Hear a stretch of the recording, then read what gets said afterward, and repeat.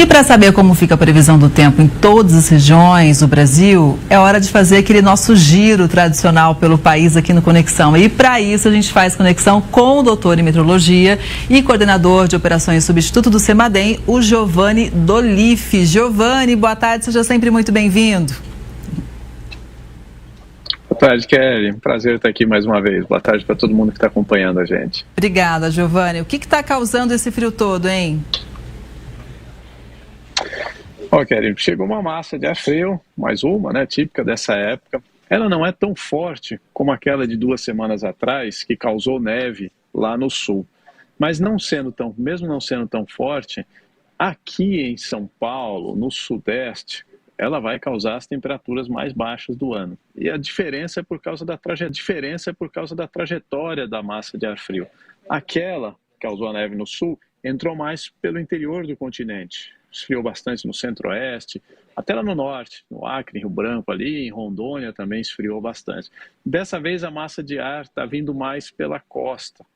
E aí lá dentro, no interior, na Amazônia, não vai esfriar tanto, mas no sul e sudeste o frio vai ser forte, por isso a gente pode ter as temperaturas mais baixas do ano. Sabe que eu nem vou reclamar do frio, viu, Giovanni? Porque fazia tanto tempo que a gente não sentia um friozinho maior, não é verdade? A gente falou tanto de seca, altas temperaturas, ano mais quente, enfim, nem vou reclamar. Mas agora vai chegar a imagem pra gente, ao vivo, de Florianópolis. Por lá, a temperatura é de 19 graus. As imagens são oferecidas pela Maxcan. E olha, realmente dá pra ver que só pela imagem a gente já imagina o frio, hein, Giovanni? Está nublado, né? Umas nuvens, umas áreas um pouco mais claras, outras mais cinzentas, faz friozinho. A gente vê a palmeira ali balançando as folhas, mostrando que aumenta a sensação de frio. Ali para Santa Catarina, 19 graus, ainda não é nada assim de muito frio, mas é frio, né? É frio, está fazendo frio e as temperaturas devem cair mais aí ao longo da semana. Pois é, agora a gente vai seguir lá para a Avenida 23 de Maio, zona sul da capital paulista, onde neste momento a temperatura é de 17 graus. Eu falei um pouquinho de São Paulo, né? Mas o que a gente pode dizer especificamente para os paulistanos? Terrinha da garoa, né? Que nos últimos tempos não tem sido mais tanto assim, mas hoje foi um dia que teve garoa em alguns pontos. Agora à tarde pode ter alguma coisa ainda. Essa semana vai ser uma semana começa mais úmida, com nuvens, depois ao longo da semana o tempo vai abrindo. E quando a gente tem o tempo mais nublado, a gente sente mais frio durante o dia. Mas quando o tempo abre, durante o dia a gente tem o sol para se aquecer, mas as madrugadas são mais geladas. Então, à medida em que a quantidade de nuvens for diminuindo ao longo da semana, os dias não vão mudar muito, fica aí com temperaturas entre 15 e 17 graus, que é friozinho, mas as madrugadas vão ficar bem mais geladas. Então, já do meio para o final da semana, a gente deve ter o dia começando em São Paulo com temperaturas abaixo dos 10 graus, né? Em algumas áreas da cidade, região de Parelheiros, por exemplo, que sempre marca a temperatura mais baixa, ali pode ficar até abaixo dos 5 graus, né? Lembrando que naquela última massa de ar fria, a gente chegou a 2 graus lá em Parelheiros, né?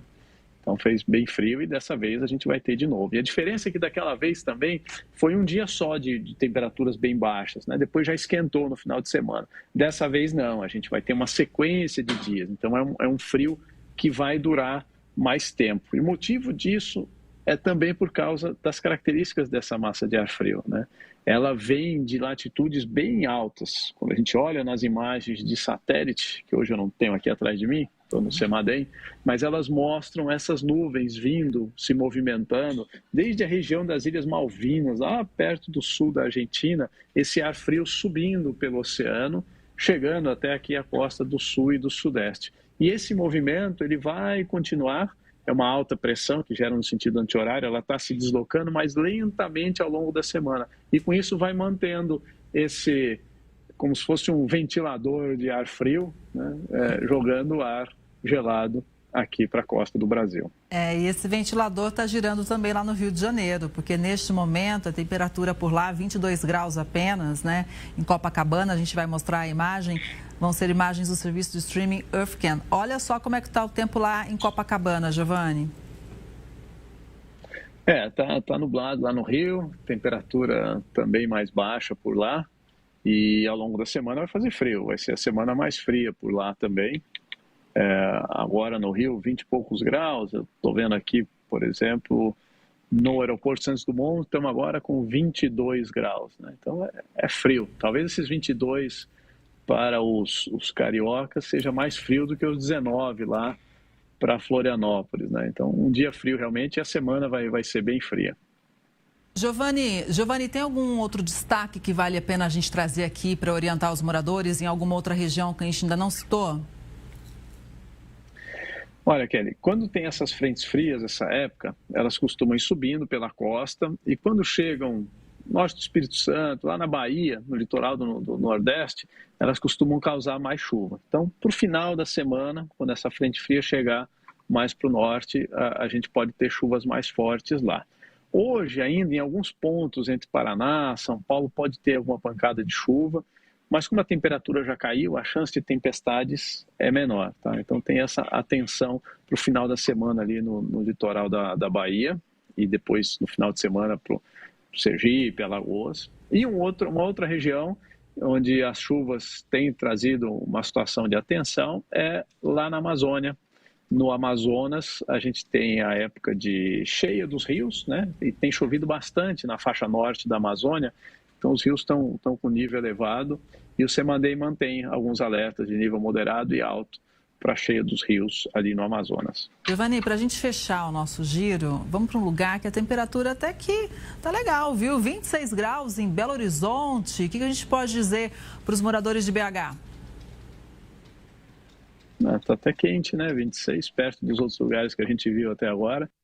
E com sol, a gente vê o sol brilhando aí, algumas nuvens na... O tempo está bom em BH, ainda não esfriou por lá, não tem previsão de chuva hoje, então continua agradável, mas ao longo da semana o ar frio aos poucos vai chegar lá também.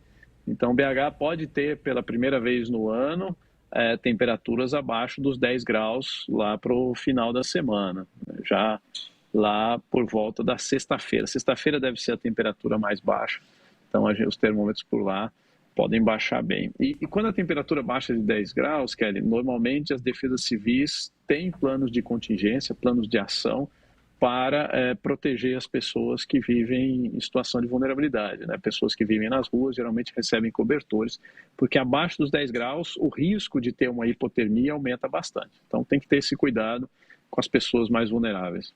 Com certeza. Essa realmente é uma grande preocupação que a gente espera que os municípios se atentem, né, para acolher essas pessoas e ajudar nesse momento. Giovani, muito obrigada pelas informações. Uma boa tarde. Até a próxima. Obrigado, Kelly. Até mais. Até mais.